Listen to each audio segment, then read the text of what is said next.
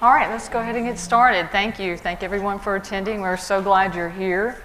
I am Dr. Lynn Tincher-Ladner, Phi Theta Kappa Honor Society, the Chief Information and Research Officer, and this is Dr. Risley. He's the Chief Executive Officer of Phi Theta Kappa, and we're just here today to tell you a little bit about the way Phi Theta Kappa impacts student success. So I'm going to let Dr. Risley get started. Thanks. Thank you, Lynn. Welcome, everybody. Afternoon, everybody's a little tired and weary, I'm sure. So we're going to try to start out and have a little fun. I'm sure some of you are somewhat familiar with Phi Theta Kappa, but we're going to immerse you a little bit more than probably what you know presently. So we're going to take a little test. So what we like to, anybody know when Phi Theta Kappa was founded? 1918. Wow, great. Impressive. All right, you're exactly right. Phi Theta Kappa actually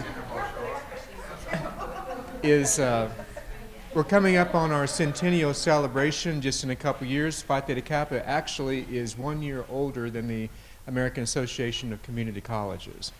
Go ahead. We were actually founded in Missouri, in the state of Missouri, in women's two-year colleges. And it wasn't until the late 1920s and 30s that Phi Theta Kappa became coeducational at that time. So, any idea in terms of taking all those years, how many students have been inducted into Phi Theta Kappa? Anybody at all? Million? 2 million? It's actually been updated since your brochure, but she's smart. She looked in the brochure. We actually, this past, I guess this past, was it fall? Mm-hmm. This past fall, we actually inducted our 3 millionth member. We have over 1,287 chapters of the organization in all 50 states, U.S. territories, and 9 nations. It is actually the largest honor society in all of higher education. What makes us different, though, is that most honor societies do exist to recognize academic achievement. They have academic standards, grade point averages. They usually give a student a membership pin and a certificate, and that's the last you ever hear of them. But what Phi Theta Kappa does is so much different. We used to be just like Phi Beta Kappa. Many of you have heard of Phi Beta Kappa, which is the honor society for senior colleges in liberal arts. They have about 250 chapters in Phi Beta Kappa. It's the oldest honor society, if you will, December 6, 1776. So we're a little bit younger than they are. But they provide recognition to students when you graduate. There's no involvement of students in Phi Beta Kappa whatsoever. The chapter officers of a Phi Beta Kappa chapter are the faculty at the college who are alums of Phi Beta Kappa. So it is exclusively a recognition organization. Well, Phi Theta Kappa was the same way when we were founded in 1918 and continued that way until the 1960s. And in the 1960s, what happened? Anybody who knows community colleges? A little history here. Community colleges actually were created, right? And so community colleges became more than just transfer institutions. They became comprehensive institutions, provide training, if you will, and transfer, but much more nurturing organizations. So Phi Theta Kappa made a huge philosophical change and just said, rather than just recognizing students at the end of the experience, what Phi Theta Kappa will begin to do is to develop potential. We'll recognize students early after the completion of 12 hours of coursework, generally a 3.5 or higher. But then what we do is what no other honor society does, and that provides opportunity for engagement in programs, for leadership development, honors, writing, you name it. As you'll find in the brochure, there's a little something for everybody in that. So philosophically, we are much different than any other honor society that you're going to find. What's the average age? 13 like this young man here? What would you say?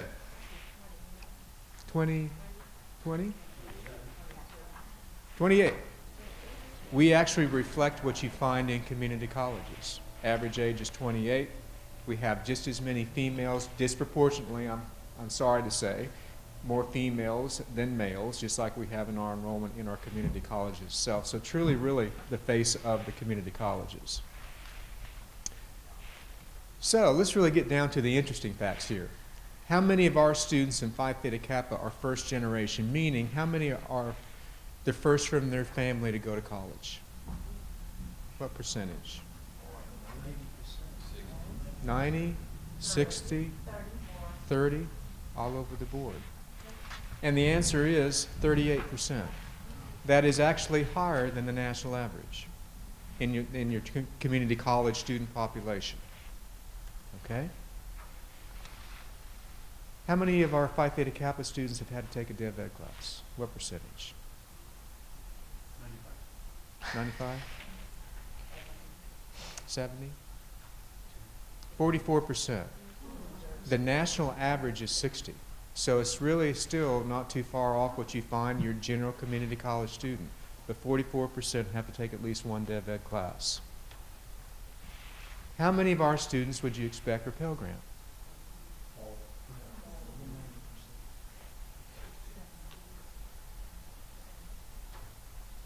It's actually 45%. Again, it is much higher than the national average. I believe the national average is 35%. So you have, now just think about what we just went through there. We have more first-generation students in Phi Theta Kappa than the national average of your population in community colleges. We have more Pell Grant recipients who are Phi Theta Kappa members than the national average itself. So what you're really finding is the Phi Theta Kappa member is the face of the community college. They're no different. They were not the superstars. There's a notion that if you do well academically, you're going to be just fine. You must have been very smart and engaged when you were in high school, an honor society student there. That's not what you find in Phi Theta Kappa. And that's not what the data we're going to share with you actually shows. So in Phi Theta Kappa, overall, we have a 91% success rate. And what we mean by success rate is this. They have completed a credential, they have completed a degree, or they have transferred to a senior institution itself. Okay? I believe the number, and Lynn's going to get into the methodology, but it's about 83% of the students have actually completed a credential, and the 9% actually went on for the transfer. All right, that we selected. So you add those two together, and that's where you get your number. All right. What we have to understand here, though, some people will say, well, you know, they're engaged, you know, their support group. We didn't control for that. These are simply students who accepted membership. Now, keep that in mind. All right?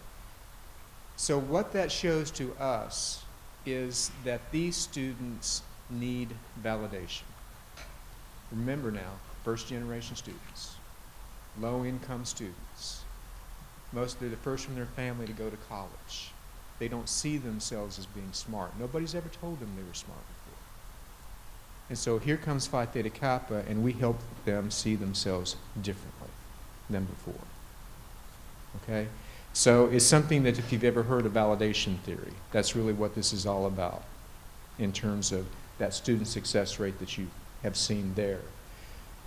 Lynn is now going to explain to you the methodology by how this study was done, and then I'm going to talk to you about what happens to those students who do engage. Okay, thank you. Okay, it's a little loud. He's going to turn me down. Thank you. I'm just you know, when we first show that data to people, it really resonates. They're like, wow. And then they think, you know, well, is it supposed to be that way? But just to kind of back up, we did compute our student success rates the same way you guys compute yours when you do your IPED surveys every year.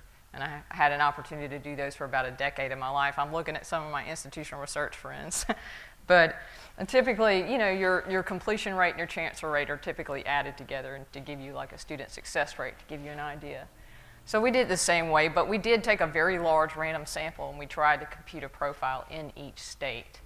And we sent our data to the National Student Clearinghouse, which was not cheap, you know, to have this partnership with them to get our data back and analyze it. And the sample ended up being about 14,000 students because we have to make sure the student has a birth date and some other information to get. So it had some limitations, but not the kind that I think should have impacted the results, and I feel really good about them. And we also, when we, just hit the space bar. So, you know, the next thing is, gee, the rates themselves, they resonate, but then a lot of times, how do we compare?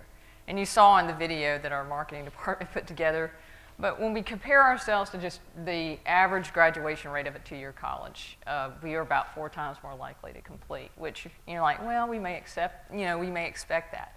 But we went a little bit further to say, gee, you know, to be in Phi Theta Kappa, you have to have a 3.5 GPA and about 12 hours of instruction, so that obviously pushes you away from the average community college student. So there is another national data set, the beginning post-secondary student data set. We pulled that data set down, and we said, okay, and this is a data set that studies about 20,000 post-secondary students all throughout the nation, and they study them for about 6 years. The 04-09 study is the latest study you can get your hands on from their website if you apply for it. There is another study going on right now, the 11-12 study. It'll take them 6 years before we can get that data. So this is the latest results we could compare ourselves to. We pulled this data set down. We took out the community college students, and we took out the ones that had a 3.5 GPA or higher. In the theoretical construct that these students would have been eligible for membership in most circumstances. And what we found is the graduation rate, the completion and success rates of that group were about 47%. So we're reaching up to 91% with our rates. So there's definitely something very special going on. And I don't know how, I see some Phi Theta Kappa faces in the audience, and I see some people who maybe not so familiar with the organization, but if you ever go to a Phi Theta Kappa event, or you go to a graduation, you see a lot of evidence. You know, everyone in our schools, I know that you're here at this conference and you're taking data, and you're taking this data and you're trying to figure out how to improve yourselves, okay? But don't ever forget the other side of that coin. Because when we first started this study, I almost dropped, I'm an institutional researcher. I've never seen 90% on anything. And I don't know if I was like looking, and these students were coming back and they had an associate's. They had a bachelor's degree, they had a master's degree, in some cases they had a PhD, all in the same data file. It was really amazing, because when I worked for a community college and sent off my file, I'd get some hits back, but I was like, this is extraordinary, there's something going on here. So what I'm saying is, make sure every community college in the country, right now particularly, they're doing, and these presidents, and that's why you're here, they're trying to figure out what's working and what's not on their campuses, you know, because there's only so many dollars to be had. And so we did this study to first figure out where we contributed to that mission and how we align. But more importantly, we really just wanted to know where we were, okay? And every community college in the country has strengths and weaknesses too, but you have strengths, okay? So I do encourage you to take subsets. You know, you might be studying Dev Ed. Maybe you want to study some of the higher performing students to see where you're at, okay? Because this is what we found from a national perspective. We were not able to break our study down to the chapter level because the sample sizes got a little too small for me to be comfortable, you know, shooting off those statistics, because some students want to give their birth date and some don't, you know. It's FERPA and all that. We can't really just say, oh, we have all this data. So I just wanted to let you know that we did these two comparisons, so we feel like something extra special is going on. So I'm going to let Rod get back up and talk a little bit more about some of the programming that we do and stimulate that activity. So the thing I'm going to talk about now comes through this brochure I want to bring to your attention. Many of you have heard of an organization called the Center for Community College Student Engagement, and their work and their research done on student engagement itself. There are 5 benchmarks that they use in terms of practices that if a student engages in, they increase the likelihood of their being successful as students, academically as well as with regard to completion.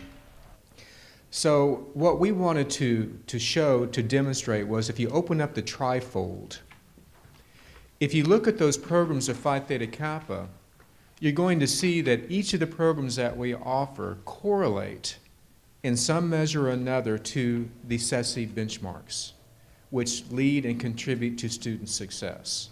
So it should not be a surprise at all that students who are actually engaged in the Phi Theta Kappa programs are even going to be more successful than the general Phi Theta Kappa student. That's what we really wanted to get across, okay? So we're going to show you well, if you back, I'm sorry, Lynn, if you back up on that one.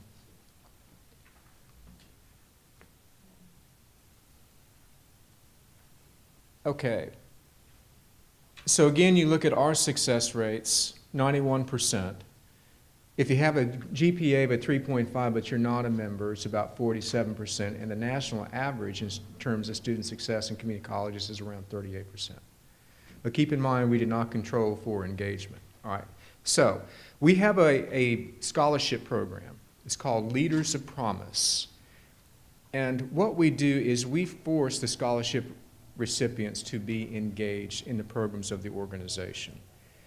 Immediately upon becoming a member of Phi Theta Kappa, they're eligible to apply for the scholarship. It's $1,000. Disbursements are done in two time periods. Once they receive the award, they get $500. To get the second disbursement, however, they have to have engaged in the life of the community college in student leadership roles. It can be Phi Theta Kappa, it can be student government. We have a listing of suggested activities from which they participate. They have to participate in at least 5 different roles.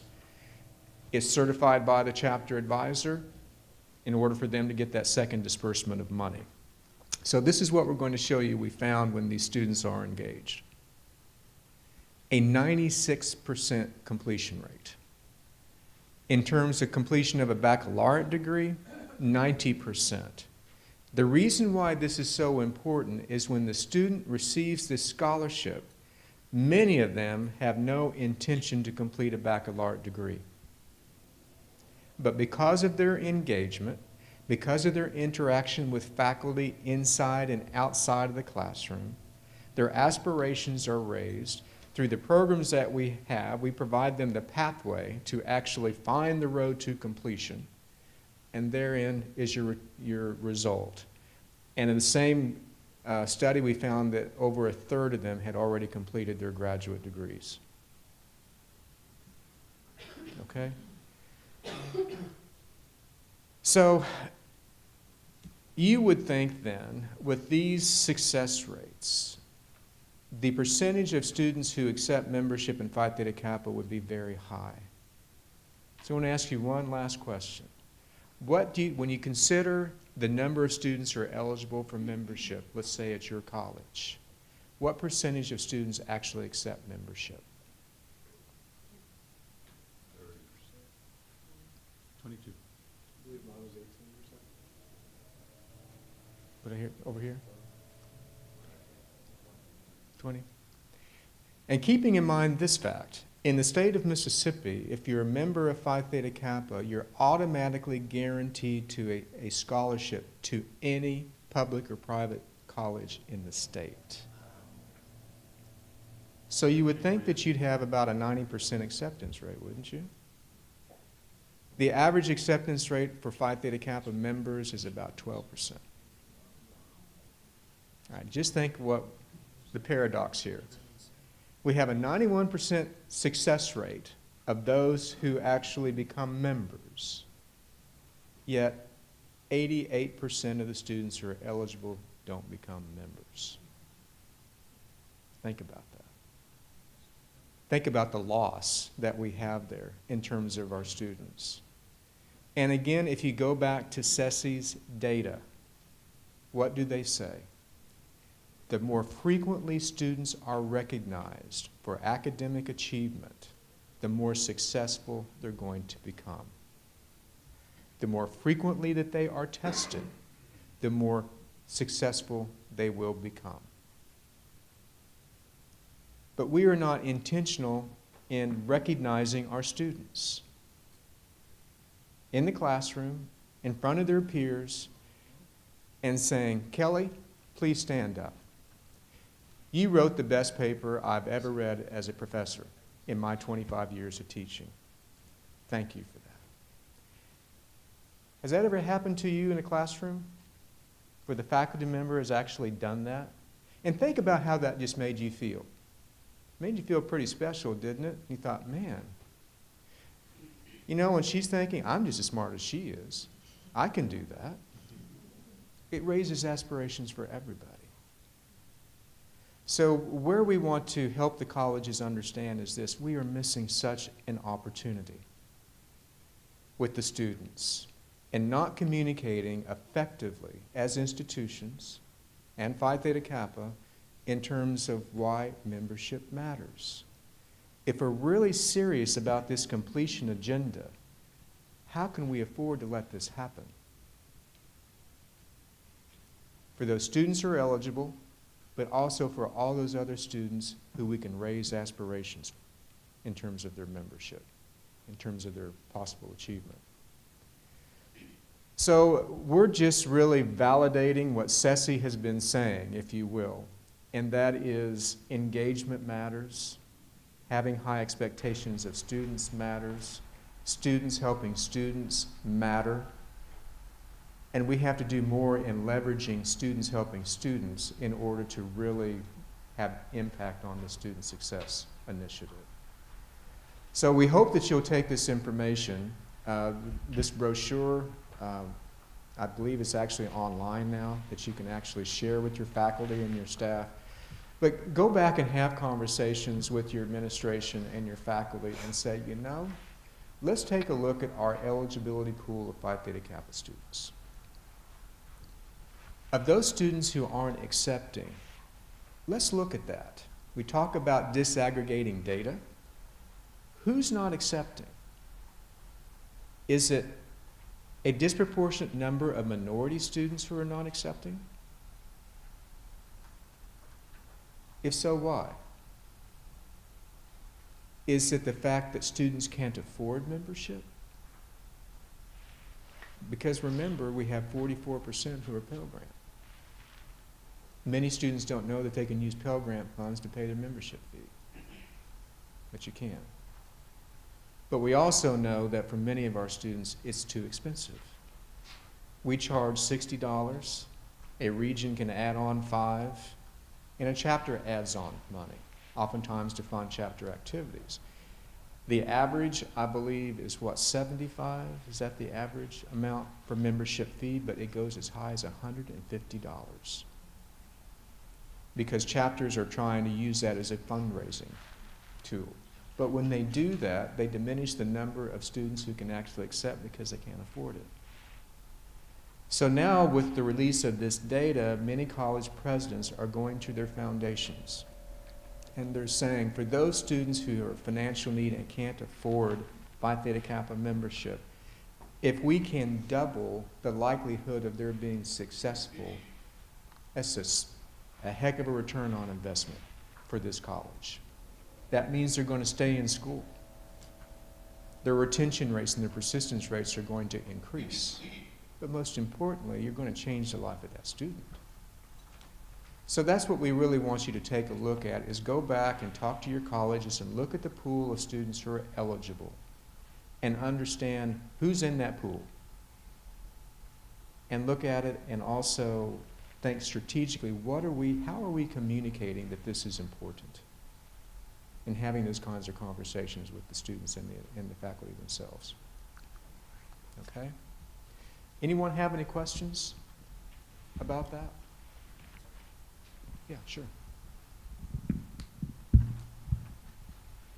So you mentioned students are invited To membership? to membership. How does that happen? It's a good question. What happens is the advisor of the chapter, there may be one, there may be more, is responsible for working with the registrar's office or IT office, and they actually give them the parameters of their eligibility criteria. Like I said, generally it's a 12-hour completion, 3.5 grade point average or higher. They generate the list. The chapter has the opportunity to send that file of students to us at headquarters. We then help communicate and extend the invitation to the student and helping them understand the value of membership. So it is by invitation. What we're encouraging is this. Our brilliant IT person over here, Dr. Tincher-Ladner,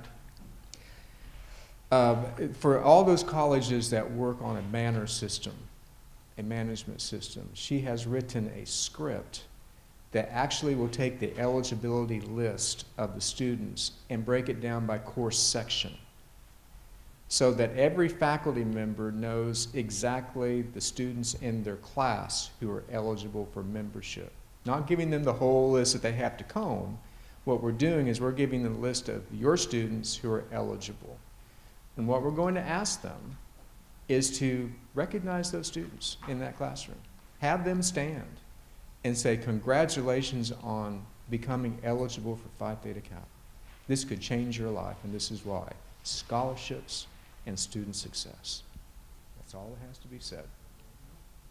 And I promise you, we already know that when a faculty member recommends membership to a student, students are 10 times more likely to accept. And who sees the students? It's the faculty members who see the students. So we're actually going to be conducting 2 studies, one at Shelton State Community College, where they're going to be deploying this strategy this next fall, and the Dallas County Community Colleges, where they have 7 colleges within their district. We're actually going to be working with that entire district to test this, and we think the results are going to be just phenomenal. How would a student know that their Pell Grant can be used for, membership fee? The financial aid office should know. They would know that. They're just not being told that, and I'm not sure that even our advisors are fully aware. Because maybe in your invitation you said to the student, or do you want to? That's a great point. That's a great point. We have had several students on our campus say that. That's a great point. Any of you have, Gigi, do you have any other strategies that you think of in terms of increasing acceptance rate?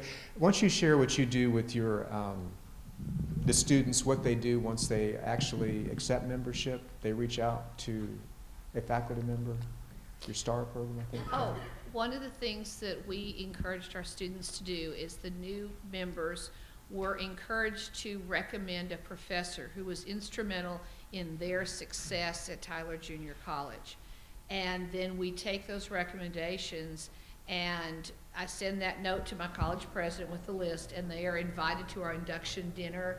They're given a certificate. They get to sit at the table with the students who recommended them, and it's a really great evening for them to see that direct correlation between their work and student success.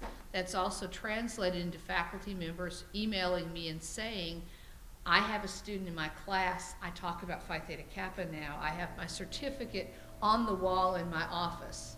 And it's not a huge expense. It's a piece of paper and a $3 or $4 frame, but they frame them and they're clearly up. And they said, what can I do? Can I write a check? How can I give this student the money to join? All of our surveying students now are paid. If you're a surveying student, the faculty member went out to the community and they are all their memberships are paid. We have people all over campus that look for students every year. Tell me who I need to pay for, they say. It's been great. We have also used student support services. We've also used student support services grant funds to pay the membership fees for those students. So that's helped them because they are at risk. There's another perception, I think, that's created on some campuses that Phi Theta Kappa is only about transfer. And they don't take the time to think about the career tech students. Those students are eligible for membership in Phi Theta Kappa. And one of the most effective policies we've seen is the advisor. There'll be an advisor from the career tech program and an advisor from the academic transfer program working together to be sure those students understand that they're eligible for membership. So we talk about all the scholarships that we provide. Well, most of that's for transfer. Some of it is for community college while you're there, but the competitive edge program is a soft skill development program that is online and available to any of the Phi Theta Kappa members. So those students who are going directly into the job market, this would be extraordinarily valuable to them, whether they transfer or not. What do you think the single largest major in Phi Theta Kappa is? The field of study. Liberal studies, it's about 5th. Culinary arts. And then business is about 4. No, that's close. Health sciences is 2nd. Sorry? Education is it's right around 3rd, I think. So we got one It left. switches with business back and forth. Yeah. You know, at one point in 1999, information technology, computer science was #1. But when the bubble burst, they disappeared. No. It's the program that has the fewest students at your colleges. Sorry? Honors, no. Nursing. Isn't that amazing? The smallest program in the college is the largest major in Phi Theta Kappa. And I will have to say, probably the toughest program. Without question. Yeah. But for those students, they may not transfer early. That's my point. So the online competitive edge program is exactly what they need. But we also have scholarships now for our health science students to complete their associate degrees. Yeah. Any other questions? So, you know, really what I'm sharing with you certainly is about Phi Theta Kappa, but this translates to all your students, really, about raising aspirations and about engagement. Data don't lie. Let me just put it that way. Thank you for coming. Thank you.